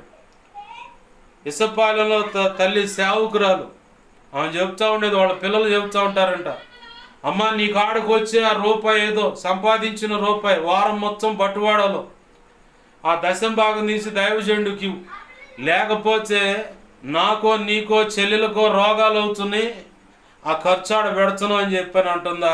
ఆమె సాక్ష్యం ఇచ్చింది. ఆమె ఇచ్చిన సాక్ష్యం నా సొంత మాటలు కాదు. కాబట్టి ప్రభునందు ప్రియమైన దేవుని బిడ్డలారా, మీ ధర్మం మీరు నెరవేర్చుకోండి. మీ సంఘాలకే, నాకు ఏమని కాదు. నా మాటలు వింటున్న ఎవరైనా సరే మీ సంఘాలకే ఆ దశమ భాగాలైనా, కృతజ్ఞత కానుకైనా, స్వేచ్ఛార్పణలైనా, మీటింగ్స్ అన్నా, స్థలం కొనాలన్నా, మందిరంలో అవసరాలన్నా మీ సంఘంలో మీ సేవకుడికి ఇవ్వండి. నాకేమని చెప్పట్లా. ఒకవేళ ప్రభు నీకు ప్రేరేపించిన దాన్ని బట్టి నీతో సూటిగా మాట్లాడితే ఆ వ్యక్తికి ఇవ్వమన్నాడా, వచ్చి ఇవ్వు అంతే. దీంట్లో బలవంచలేదు. అక్కడ జరగవలసిన ధర్మం జరగకుండా ఇటు రాకూడదు, అక్కడే ఉండాలి. కొంతమంది దశమ భాగంలో నుంచే పక్కన వాళ్ళని ఆదుకుంటూ ఉంటారు. ఇది ఒక రకమైన జాబితా చూశాను నేను. ఎవరైనా ఆపదంటే దశం భాగంలో తీసి ఆ డబ్బులు వాళ్ళకి ఇచ్చి దేవుని సేవ చేసి అంటారు. తెలివిగల వాళ్ళు. ఆశీర్వదింపబడవు నువ్వు. నీ సొంత రాబడిలో దశం భాగం కాకుండా నువ్వు తీసిన తర్వాత ఉంటుంది కదా మొత్తం, దాంట్లో నుంచే నువ్వు ఆపదలో ఉన్న వాళ్ళకి ఆర్థికంగా సహాయం చేయాలి, ఆహార ధాన్యమైన వాళ్ళకి ఇవ్వాలి. అట్లా కాకుండా దేవునికి కానీ దేవుని సన్నిధి కానీ కొన్ని సంఘాల్లో ఆహారం దశం భాగం తేరు. మరి మరి ఏం తింటారు తర్వాత? ఆ కరువు కాటకం అంటే. దేవునికి మహిమ కలుగును గాక. హల్లెలూయా. ప్రభునందు ప్రియమైన దేవుని పిల్లలు గమనించండి, మన క్రియలు మన వెనకాల వస్తాయని చెప్పని ఆత్మ తేటగా చెప్తా ఉన్నాడు. ఆత్మ తేటగా చెప్తున్న విషయాల్లో కొన్ని పరిచర్లో ఇలా ఉండాలని చెప్తా ఉన్నాను. ఇంకొకటి, నీ నడక కూడా ఒక క్రియగా కనపడుతుంది. నడక అంటే ఏంటి? నడకంటే నీ భక్తి విధానము ఏంది? దీన్ని మర్మంగా చెప్పినటువంటి మాట ఒకటి ఉంది బైబిల్లో. పరమగీతంలో ఒక మాట ఉంది, నీ ఇరు ఉరులు ఇలా ఉన్నాయని చెప్పని పరమగీతంలో ఉంది. ఇరు అంటే రెండు, ఉరులు అంటే మోకాళ్ళ పై భాగం నుంచి అంటే తొడ, వెనకమాల పిరుదులు అంటారు. వెనకమాల ఆడపిల్ల నడిచే విధానంలో ఒక్కొక్కళ్ళు ఒక్కొక్క టైపులో నడుస్తూ ఉంటారు. నేను చెప్పాను కదా, పరమగీతాల్లో నుంచి దేవుని మాటలు అందించాలంటే ఆడపిల్లను బాగా గమనిస్తూ ఉంటాను అని. నేను గమనించిన దాంట్లో నాకు కావాల్సిన సబ్జెక్ట్ ఇక్కడ ఉంది. ఉరులు అని ఉంటుంది అక్కడ. ఉరులు అంటే మోకాళ్ళ పైనుంచి ఆ తొడ భాగం అన్నమాట, ఈ పిరుదుల దాకా. వాళ్ళు నడిచేటప్పుడు అది ఒక అందంగా ఉంటుంది, అనేకులను ఆకర్షించేలాగా ఉంటుంది. దీన్ని ఆధ్యాత్మిక అర్థంలో చూసుకుంటే నీ భక్తి అనేకులను ఆకర్షించేలాగా ఉంటుంది, నీ సత్ప్రవర్తన అనేకులను ఆకర్షించేలాగా ఉంటుంది, నీ యొక్క సహాయము చేసే విధానం అనేకులను ఆకర్షించేలాగా ఉంటుంది, పరిచర్య చేసే విధానంలో అనేకులను ఆకర్షించేలాగా ఉంటుంది. ఇదే ఆ ఇరు ఉరుల కదలికలంట. జోడు దానిమ్మ పండ్ల వలె అంటే దానిమ్మ దేనికి? ఆరోగ్యానికి, ఆధ్యాత్మిక క్షేమాభివృద్ధికి. ఆ దానిమ్మ పండ్ల లోపల ఆ పొరలున్నది కూడా విరోచనాలు అయ్యేవాడికి ఆ పొర కనుక తినిపిస్తే అంతే కట్. కొంతమందికి ఆధ్యాత్మిక విరోచనాలు అవుతాడు, తిన్నట్టు ఇక మొత్తం కొట్టేస్తాడు. అలాంటిది అందించావు అనుకో, లేఖనం అన్నమాట. ఆ పొర పరిశుద్ధాత్మతో సహాయం ద్వారా ప్రత్యక్షతో కూడిన ఒక చిన్న మర్మం అనేది అట్లా అందించావా, ఇక వాడు సెట్ అయిపోతాడు, ఆ డైజెషన్ కరెక్ట్ అయిపోద్ది.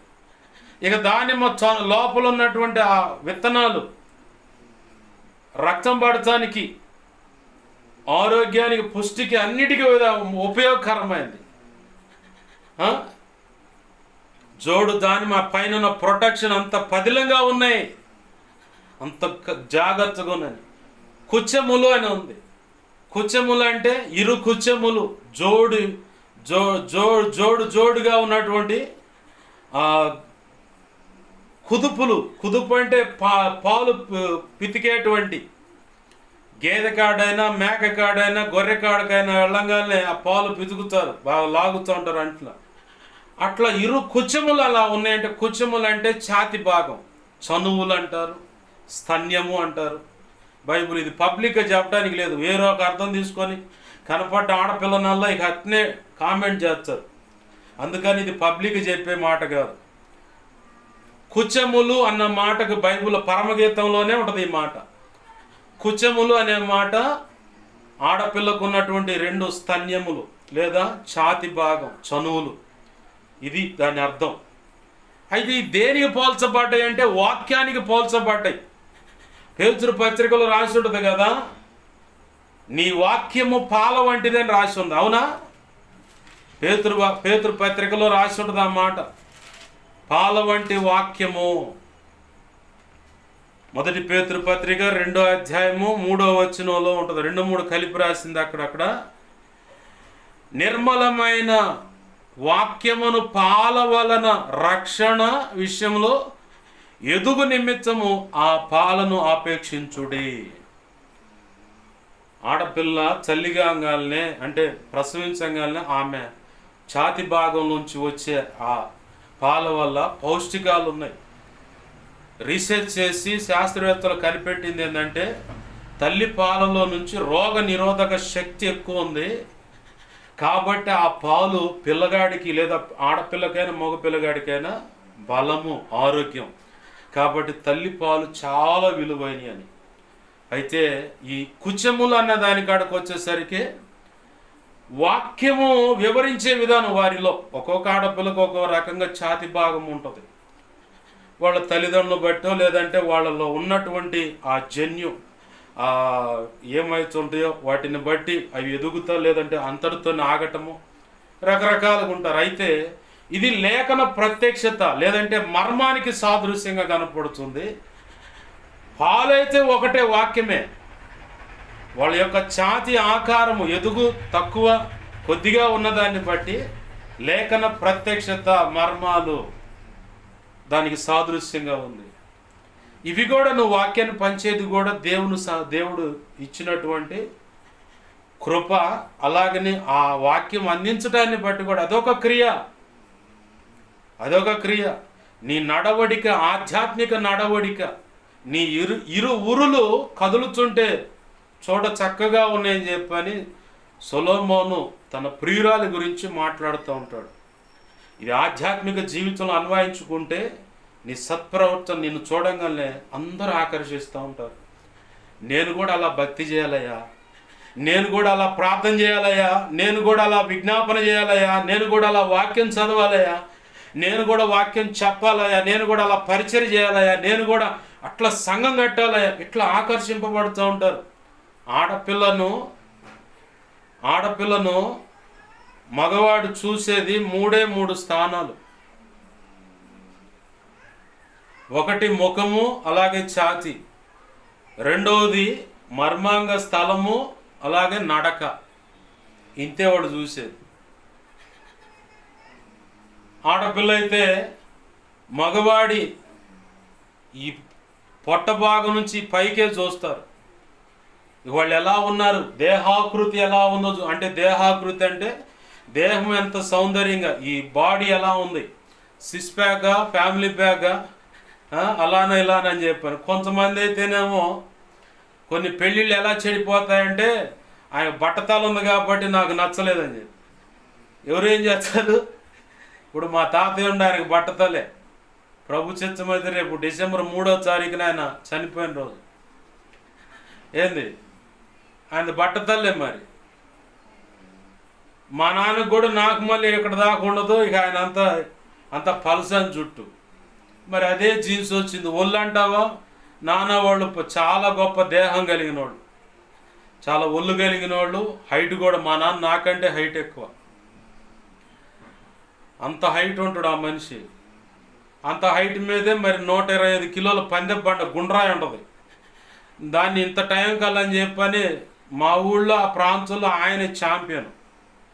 ఆ వారసత్వం నాలో ఉందా లేదని ఆయన చూసిన వాళ్ళు నన్ను చాలాసార్లు టెస్ట్ చేశారు. ఉప్పెనగా పోతారు ఎందుకు వద్దులే అని చెప్పని కహాహా అంట 90 కిలోలు అట్టుకుంటా ఆ బండ. 90 కిలోలు 80 కిలోల బండ అది. దాన్ని అరగంటలో 32 సార్లు నేను తిరగేసాను. నాకు ఉంది ఆ పందె బండ తిరగేసేవారు, ఆ బాల్ బ్యాడ్మింటన్ ఆడేవారు. ఎందుకంటే తల్లిదండ్రులు ఉన్న జీన్స్ కదా. అయితే పాపం వైపు అడుగులు వేయకుండా ప్రభువే నన్ను కాపాడుతూ ఆయన ఎదురు చేసిన తీర్మానాన్ని బట్టి ఇవన్నీ క్రియలు అన్నమాట. ఇప్పుడు బట్టతలు చూసి నాకు నచ్చలేదని కొంతమంది ఆడపిల్లలు అయితే నన్ను ముసలోడికి ఇచ్చి చేయాలనుకుంటున్నారని చెప్పని ఇలా రకరకాల కామెంట్ పెట్టుకుంటాను. నేను అంటాను, సంబంధాలు అయితే ఒకవేళ ఎవరైనా ఓకే చేసుకోవాలనుకుంటే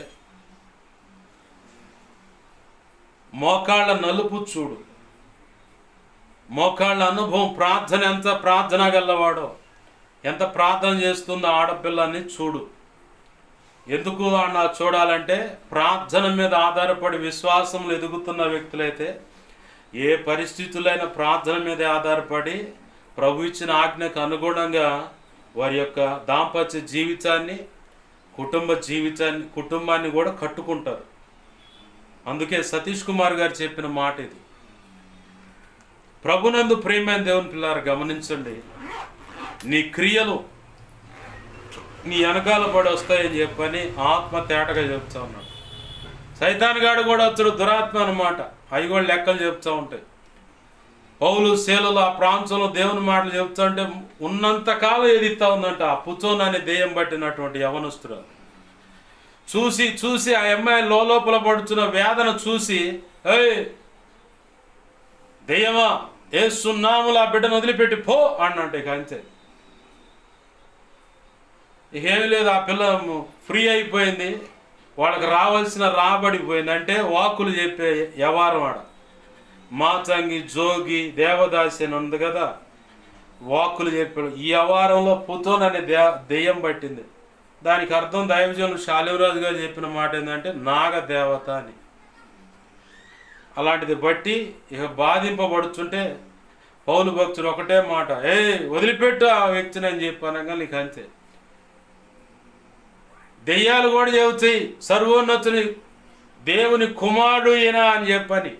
దెయ్యాలు కూడా చెబుతాయి ఆ సర్వోన్నతుని కుమారుడైన ఆయన యొక్క సేవకులు వీళ్ళని. స్కేవా అని చెప్పనేటువంటి ఆ వ్యక్తి యొక్క పిల్లలు అక్కడ దెయ్యం పట్టిన వ్యక్తిని పౌలు వదిలిస్తూ ఉంటే అదే టైప్లో ప్రయత్నం చేశారు. అక్కడ వాళ్ళు చెప్పారు, పౌలు యేసు ప్రభు తెలుసు, ఆయన సేవకుడైన పౌలు వాడు శీలా వీళ్ళు కూడా తెలుసు, అసలు నువ్వెవడు అని చెప్పని మీద పడి అంతే గుడ్డలో చించి అర్ధనగ్నంగా తరిమిని అంట తన్ని. ఆ దెయ్యం పట్టిన వాడు వీడి మీద పడి రక్కి గందరగోళం చేసి పంపించారు. దెయ్యాలు కూడా చెబుతాయి దేవుడు ఉన్నాడని ఒప్పుకుంటుంది. ఇలా మనుషులు ఒప్పుకోవటానికే కష్టమైన పరిస్థితులు ఉన్నాయి. ప్రభునందు ప్రియమైన దేవుని బిడ్డలారా గమనించండి, నీ క్రియలో నీ అంట వచ్చేలాగా ఉన్నాయా? క్రీస్తు న్యాయపీఠం ఎదుట నిన్ను గర్వపడేలాగా, సంతోషించేలాగా, సిగ్గుపడనక్కర్లేని పనివానిగాను పనికత్తిగాను ఉన్నాయా? లేదంటే ప్రభువే నిన్ను చూసి ఆయన ఎదుట, ఆయన తండ్రి అయిన దేవదూతల ఎదుట, తండ్రి అయిన దేవుని ఎదుట నిన్ను చూసి సిగ్గుపడే పరిస్థితికి ఉన్నాయా? సరి చేసుకుంటే ధన్యులం అవుతాము, దేవుని కృప పొందుతాము. ఏంది ప్రభు కూడా మనల్ని చూసి ఇది మొదలుకొని ప్రభు అయిన యేసుక్రీస్తునందు మృతి నొందిన మృతులు ధన్యులు, వారు విశ్రాంతి పొందుతారు. అలాగనే వారి క్రియలు వారి వెంట వస్తాయని నీ గురించి కూడా పరిశుద్ధాత్మ దేవుడు చెప్పాలి. పరిశుద్ధాత్మ దేవుడు చెప్పాల. చెప్పినప్పుడే మనము ధన్యులమవుతాం. దానియేలు బహు ప్రియుడు అయ్యాను, ఆయన క్రియలు చూశారు. అక్కడ అబ్రహాము నా స్నేహితుడు అన్నాడు, దేవుడు అతని క్రియలు చూశాడు. ఇస్సాకు వాగ్దాన పుత్రుడు, ఆయన క్రియలు కూడా చూశాడు.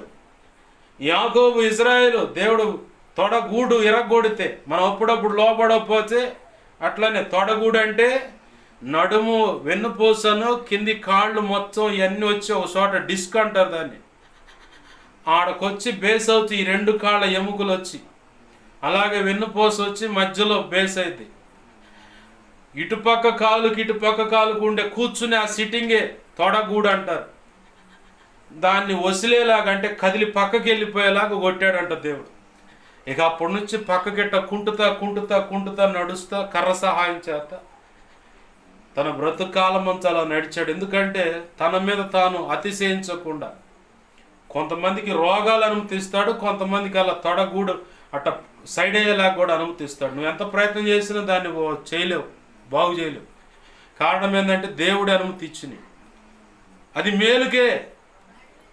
నువ్వు అనుకుంటా నిన్ను నువ్వు తొంగి చూసుకుంటే ఎందుకు ఇదే, కానీ అది మేలుకే. ఉండని ఆయన అనుమతి ఇచ్చినప్పుడు నీకేంది బాధ? వేదన పడుతున్నానయ్యా, బాధగా ఉందంటే ఆయన అడుగు, ప్రభు ఎలా ఉంది కొంచెం కనికరించవా అంటే ఆయనే కృపనిస్తాడు.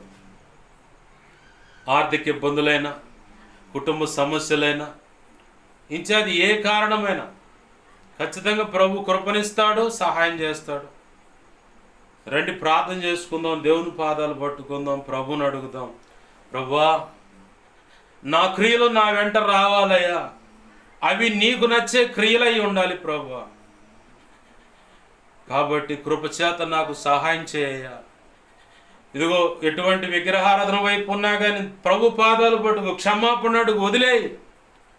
ధన్యురాలు ధన్యుడు అవుతావు. లేదా ఇక అంతే, చెప్పటానికి ఏముండదు, అంత ఘోరం ఉంటుంది ఆయన చేతిలో శిక్ష.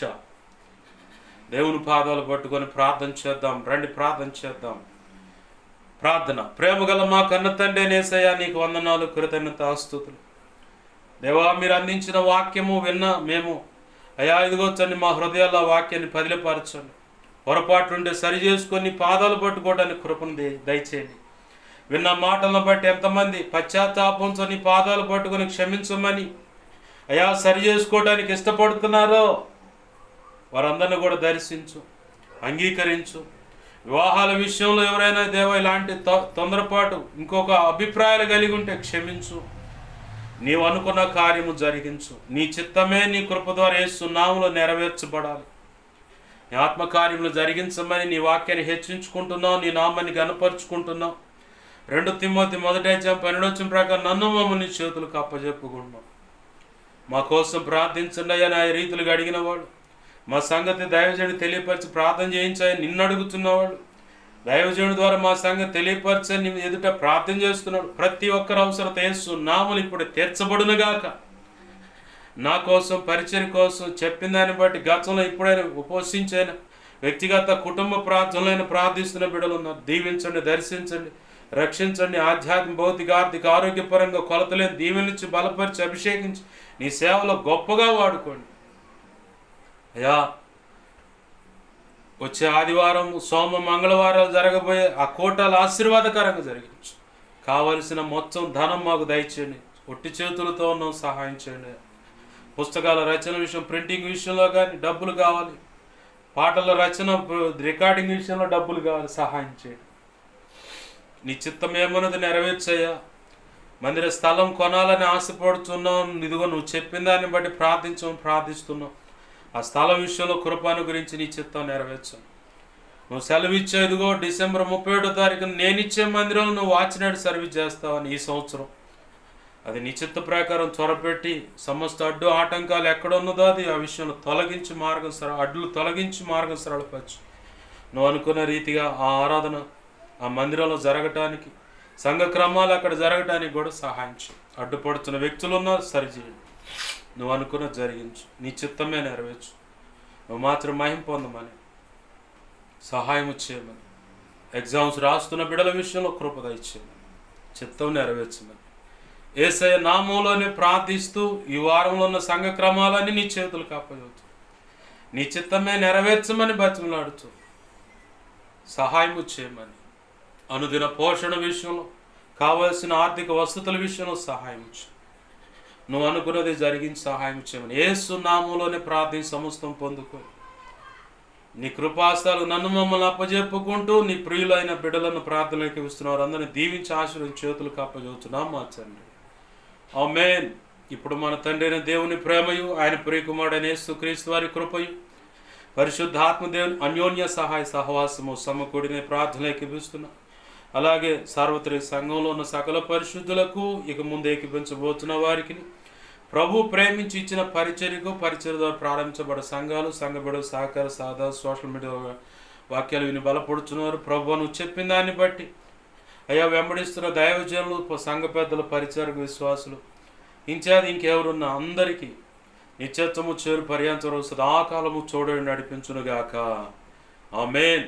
యేసు రక్తమునకేచ, ప్రభు యేసు రక్తమునకేచ, ప్రభు యేసు నామమున సంపూర్ణమైన విజయం కలుగునుగాక. ఆమేన్. అపవాది వాడు దూతలు, చీకటి, అంధకార శక్తులు, అవెంత ప్రమాదకర మాంత్రిక ప్రయోగాలు, అవి ఏవైనా విగ్రహ సంబంధించిన ఏవైనా ఉన్నా సరే, చేతబడి ముద్దలు అనే వాటి విషయంలో కానీ, కొలుపులకి ఏ మొక్కు ఏ ఉన్న వాటి ప్రభావం అంతా అన్నిటికీ అనంతనాశనం, సర్వనాశనం, నిత్యనాశనం కలుగునుగాక. వాటన్నింటి బంధకాల నుంచి అయా బాధించబడుతున్న ప్రతి ఒక్కరికి ఇప్పుడు యేసు నామములో విడుదల కలుగునుగాక. యుద్ధము యెహోవాది, యేసు రక్తమునకే జయము జయము జయము. వాటిని ఆశ్రయించిన వారి విషయం రోమా 12:19 ప్రకారం నీకు అప్పజెప్పాను. యెహోవా ఈరే. ఆమేన్. హల్లెలూయా. హల్లెలూయా, హల్లెలూయా. అందరికీ వందనాలు. ప్రభు యొక్క మహా ఉచిత కృప మనందరికీ తోడేండి నడిపించునుగాక. ఆమేన్.